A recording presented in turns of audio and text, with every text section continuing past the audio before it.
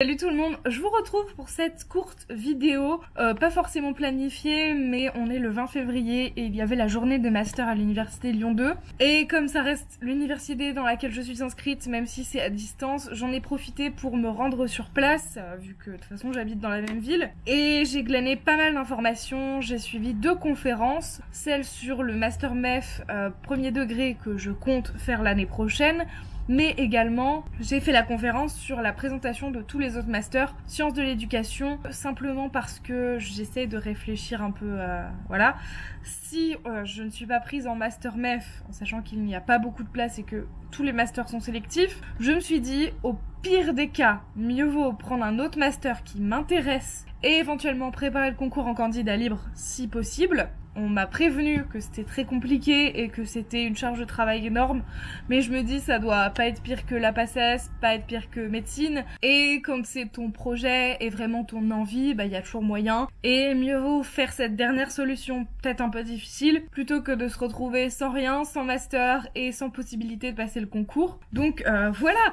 mieux vaut ça que rien, au pire des cas, même si c'est pas idéal. Donc j'ai trouvé un second choix, donc un master qui m'intéresserait et qui n'est pas un master MEF si besoin est. J'ai récupéré tout ce qui est, j'ai pris plein de notes, hein. Les noms de responsables du master MEF, les noms des masters possibles, envisageables, ce qu'il fallait que je cherche comme information, les dates de candidature des masters, les dates d'inscription au concours du CRPE. Je vous fais un bref débrief si vous voulez. Il y a le master international francophone en éducation et formation qui est à distance, le MIFEF, ça a l'air super intéressant, mais il y a que 40 places, donc ça a l'air vraiment inenvisageable, enfin du moins ça a l'air compliqué. Plus ça reste à distance, donc c'est pas le même coût non plus. Ensuite il y a les métiers master formation des adultes, vraiment pas mon délire. Il y avait un master sur le handicap, je ne l'ai même pas noté tellement ça ne m'intéressait pas. Il y a le master éducation à la santé, j'ai écrit non barré, enfin j'ai écrit non souligné, et sauf pour tout ce qui est peut-être sensibilisation et éducation à la sexualité, mais ça reste quand même très spécifique par rapport à un master général.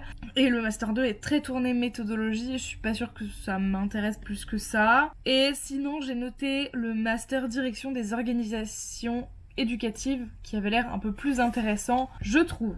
Comme vous le savez ou pas, j'ai décidé de faire mon mini mémoire de fin de licence 3 sur le thème de la réorientation. J'en ai profité de cette journée pour aller sur le stand du SUIOP, du SWAP, je sais jamais comment ça se dit, c'est imprononçable, mais c'est le service d'aide à l'orientation et à l'insertion professionnelle, et je me suis dit que c'était bien de les contacter parce que eux pouvaient avoir des données qui m'intéressaient pour mon mémoire, et peut-être des statistiques, des pistes à explorer, etc., des liens, enfin des contacts de gens qui sont dans des cadres réorientation, etc. Donc super intéressant, j'ai eu un mail, c'était super chouette. On a eu aussi un petit fascicule des MEF Lyon 2, des Master MEF à Lyon 2 et l'INSP.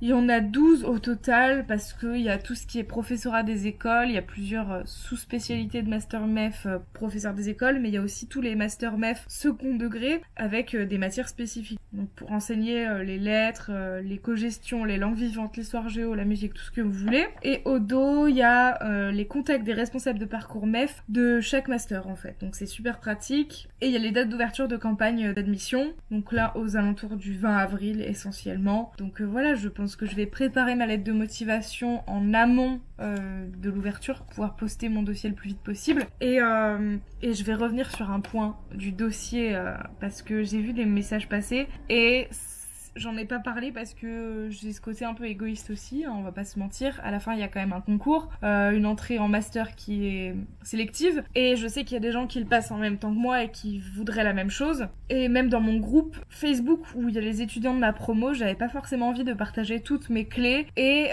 toutes mes astuces et du moins ma propre stratégie éducative, du moins pour être prise ensuite. Donc là, cette année, l'objectif c'était d'avoir des notes très bonne, ou du moins bonne en tout cas par rapport au reste de mon dossier. Essentiellement pour le master, j'ai appris qu'ils allaient regarder essentiellement la licence 3 et pas les licences 1 et 2, donc c'est plutôt cool, vraiment, surtout que ma licence 1 et 2 n'a rien à voir avec les sciences d'éducation relativement. Et il y a aussi le fait que je savais dès le départ qu'il fallait donc que mes notes du premier semestre soient bonnes, assez pour postuler, puisque de toute façon on postule en avril, et vous vous doutez bien qu'en avril on a que les notes du premier semestre et pas celles du deuxième. Donc il faut pas attendre le deuxième semestre pour se mettre à bosser et rattraper des notes du premier semestre, parce que justement le dossier sera moins bon à présenter pour les candidatures de master qui se font en avril jusqu'à mai-juin. Sauf que candidater en mai-juin c'est très tard et c'est pas vraiment se donner toutes les chances, donc c'est aussi pour ça par exemple que j'ai voulu taffer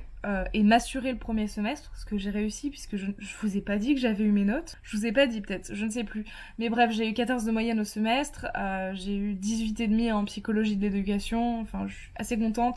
Il n'y a pas une seule de mes notes qui soit en dessous de 12, donc c'est vraiment sympa et j'ai plutôt bien réussi, enfin je m'en sors bien donc ça va, c'est pas exceptionnel non plus mais franchement c'est très correct. Et récemment il y a eu la question sur le groupe Facebook et je n'ai pas répondu justement exprès. Il y avait quelqu'un qui demandait sur est-ce que le mémoire, on a deux possibilités avec le CNED, c'est le rendre en avril ou le rendre en juin. Et les gens disaient ouais mais ça change rien du coup si on le rend en juin, enfin techniquement pour nous ça nous pénalise pas. Et tout le monde est parti dans l'idée que non ça nous pénalise pas. Oui, enfin ça dépend si vous voulez faire un master derrière en fait. Moi j'étais en mode si, ça pénalise en fait, parce que plus vous avez vos notes tardivement, moins votre dossier de master est étayé par vos notes et vos capacités donc. Et c'est quand même super important par rapport aux autres dossiers et aux autres gens. Donc je me suis dit, moi c'est impératif, je dois rendre mon mémoire pour le 14 avril, histoire d'avoir ma note le plus tôt possible, et étayer mon dossier de master, parce que c'est inenvisageable d'attendre fin juin, ce sera beaucoup trop tard pour les dossiers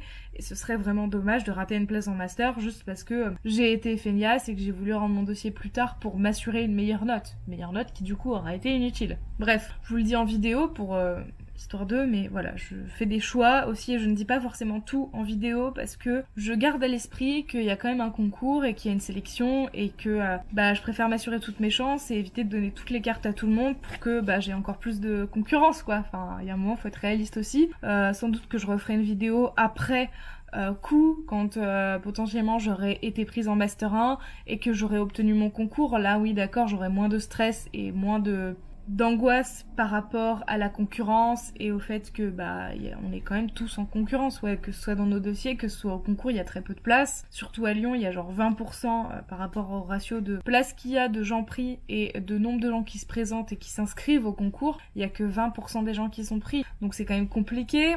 Là j'ai appris à la journée de master, c'était confirmé que premièrement les maquettes de master sont pas encore définitives, surtout pour le master 2 parce qu'il y a la réforme du concours et justement ça influe sur le master évidemment puisque le master est censé préparer au concours, mais en plus de ça, et c'est l'angoisse, c'est un fond d'angoisse là tout de suite, genre cette journée m'a angoissée en fait, m'a remis dans le pas ouf, pas cool, parce que avant on passait le concours en master 1 et ils veulent passer en 2022 le concours en master 2. Sauf que moi ça tombe pile l'année du coup où je vais être dans ce cas-là et pour notre génération, on va dire, pour notre promotion du moins, on va pouvoir passer l'ancienne version du concours en Master 1 et si on le rate, la nouvelle version du concours en Master 2. Sauf que du coup le Master sera nouveau et sera réformé, donc préparera pas forcément idéalement au nouveau concours puisque ce sera l'année test en fait. Donc mieux vaut l'avoir si possible du premier coup, même si c'est très rare et très compliqué, donc c'est d'autant plus de pression sur mes épaules et que je me mets toute seule mais j'ai conscience qu'il y a un moment c'est aussi nécessaire. Et le stress aussi c'est que du coup ça veut dire là tout de suite concrètement, je suis en fin de licence 3, si je passe en master 1 en septembre comme c'est prévu, ça veut dire que dans un an pile, je passe le concours. Et un an, pour préparer un concours de cette envergure, ça me semble déjà court. Donc là, en fait, en parallèle de la licence 3, je pense que je vais commencer à potasser des livres de révision pour le concours l'année prochaine. Parce que pas le choix, et il est hors de question d'attendre d'être pris en master et d'être à la rentrée de septembre pour bosser le concours, parce que ça laissera septembre, octobre, novembre, décembre, janvier, février, mars, et le concours est en avril, donc ça fait 7 mois, donc même pas une demi-année presque, donc un tout petit peu plus qu'une demi-année, et c'est vraiment trop peu pour préparer le concours. Donc ouais, plus il y a aussi le principe de autant faut se préparer pour les écrits, mais derrière si on est pris,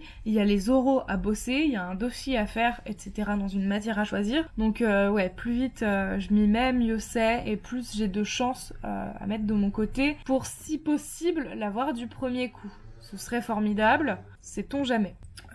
J'ai pu poser toutes les questions sur le master qui m'intéressaient et que je voulais. J'ai appris également du coup que si on obtenait le concours en candidat libre et qu'on était inscrit en master 1 pas MEF, c'était potentiellement très faisable d'être pris en master 2 MEF, même si du coup c'est un cas de figure qui serait quand même exceptionnel, mais quand bien même je le garde dans un coin de ma tête, mais il faut savoir que ça existe. J'ai noté les date d'inscription. Si, il y a un fait aussi que j'ai découvert, c'est que à Lyon, il y a 3 universités et les 3 proposent une formation de Master MEF et on peut postuler dans les 3, mais il faut les hiérarchiser un peu comme sur Parcoursup. C'est pas une bonne nouvelle parce que c'est toujours négatif, dans le sens où ça veut dire que chaque université va pas forcément regarder et détailler votre candidature. Il y aura que la première université qui va le faire et la deuxième si jamais il lui reste des places et qu'elle a fini ses dossiers top 1. Donc c'est un peu compliqué, mais du coup je pense déjà avoir fait un choix. Je vous parle vite fait des critères d'entrée du Master MEF, même si moi je les connaissais déjà. Voilà, il y a juste un point qui m'a surprise. Critères d'entrée, le fait d'avoir fait des études en lien avec l'enseignement et l'éducation. Donc quand vous avez fait sciences de l'éducation, ça vous rapporte un peu de points, ou quand vous avez fait des matières en rapport, ça aide. Même si vous sortez de sciences de l'éducation, vous n'êtes pas non plus prioritaire sur les places de master. Mauvaise nouvelle. Bref, enfin c'est assez logique, mais c'est un peu pute, mais bref, peu importe, je ne vais pas en parler. Ensuite, il y a expérience d'activité liée à l'éducation, si vous avez fait des stages, des choses à côté du bénévolat, quand vous êtes dans des associations en rapport avec ça, c'est un plus dans votre dossier, à mettre en avant bien sûr, parce que si vous l'écrivez pas, ils vont pas le deviner. Ce qui m'a surprise, c'est la mobilité à l'étranger. Les dossiers de gens qui ont fait de la mobilité à l'étranger sont apparemment très valorisé. Je trouve que c'est un peu chelou parce que justement au contraire dans ce genre d'études en master c'est quasi impossible en master MEF de partir à l'étranger, puisque à partir du moment où vous avez le concours, si vous l'obtenez en M1, vous êtes obligé de faire le master 2 en France sans mobilité. Donc à moins de faire une mobilité tout de suite en M1, mais du coup faut revenir en France, passer le concours, enfin ça a l'air compliqué. À moins d'avoir fait des mobilités du coup en licence, mais moi qui me suis toujours orientée vers le professorat des écoles quasiment, je voyais pas du tout l'intérêt de faire une mobilité en sachant que c'est pas un pays dans lequel j'allais habiter. Bref, ça m'a surprise, mais c'est un critère. Si on n'a pas tous les critères, c'est pas grave, c'est pas non plus rédhibitoire. Si on n'en a aucun, c'est pas rédhibitoire, mais on a quand même moins de chance. Et autre chose, bien évidemment, l'importance de la lettre de motivation et de l'argumentaire qui sera fait dedans. Donc voilà, ça semble assez primordial, donc d'où l'intérêt de le faire en avance. Par rapport aux dates d'ouverture des masters. Enfin du moins des candidatures. Ensuite, ils ont préparé... il y a une présentation de ce qu'il y avait dans le Master 1, dans le Master 2. En Master 1, il y a 3 stages d'observation et pratique accompagnée. Le Master 2 est assez classique. Pour le coup, le Master 2, elle nous a dit la maquette est pas définitive et je pense que c'est le cas dans aucune université parce qu'on n'a pas encore trop d'infos sur le futur concours qu'il va y avoir. Donc forcément, les facs attendent ces infos du ministère de l'Éducation pour prévoir les masters. J'ai découvert les 3 parcours de Master 2. Parcours A, si vous avez validé le concours en M1, Inch'Allah, c'est la filière que t'as envie de faire parce que ça veut dire que t'as eu le concours. Et dans ces cas-là, tu te concentres uniquement sur l'alternance, donner des cours, etc. et valider ton mémoire. B1, si tu as raté le concours, tu fais les cours de Master 2 en ayant validé le M1, mais tu continues une préparation au concours pour le valider cette année-là. Et à Lyon 2, c'est un parcours qui reste incertain parce qu'ils savent pas s'ils vont le garder. Il y avait un parcours B2. Si après avoir raté le concours et avoir obtenu son Master 1, les élèves voulaient se réorienter et se tourner vers autre chose que le professorat des écoles, ils faisaient ce parcours-là, ce que je trouve du coup plus honnêtement pas utile parce que j'estime que si t'arrives en fin de Master 1, t'es censé quand même avoir assez bien choisi ton orientation au préalable en licence. T'as eu la possibilité de te réorienter ou de te réorienter en début de Master pour ne pas avoir à le faire en fin de Master. Donc voilà, bref, c'est un concept. Pour valider le Master, il faut avoir validé son mémoire, valider ses 2 années de Master et avoir un niveau B2 en anglais. C'est à Lyon 2, pas validé par le TOEIC ou le TOEFL ou quoi que ce soit, c'est validé par les profs d'anglais qu'on a, qui est beaucoup plus souple, je pense, que par exemple dans mon ancienne fac à Lyon 1 où je pense que le TOEIC était obligatoire. On nous a donné les sites du gouvernement qui aide à préparer le concours, voilà. On a eu le détail des épreuves écrits oraux du concours, mais je vous le redis pas parce que c'est de notoriété publique. Ça va changer en plus, et pour le moment c'est assez basique. Et j'ai aussi juste découvert que par rapport au nombre de gens qui s'inscrivaient au concours en septembre, par rapport au nombre de gens qui passaient les écrits en avril, il y avait quand même beaucoup de gens qui n'y allaient pas. Et tant mieux, ça fait des gens en moins, des concurrents en moins, on va pas se le cacher. À Lyon, le pourcentage d'étudiants ont le concours dans l'académie de Lyon, c'est à peu près 20-22% des inscrits au concours. Voilà du coup pour cette courte vidéo informative sur les masters. Ce que j'en ai appris, il y a plein de choses que je savais déjà, honnêtement j'ai pris des petites fiches, genre il y avait toutes les conférences dans un petit fascicule, j'ai pris du coup ceci, le truc sur les master MEF, et j'ai également un dépliant sur l'ensemble des masters, c'est ça, l'ensemble des masters qui existent à Lyon 2 par exemple. Ah si, ça c'est le papier du service comment ça s'appelle du coup, service commun universitaire d'information, d'orientation et d'insertion professionnelle pour mon mémoire du coup. J'espère que ça vous aura plu, aidé ou informé ou je ne sais quoi. On se retrouve très vite pour de prochaines vidéos. Prenez soin de vous. Ciao ciao.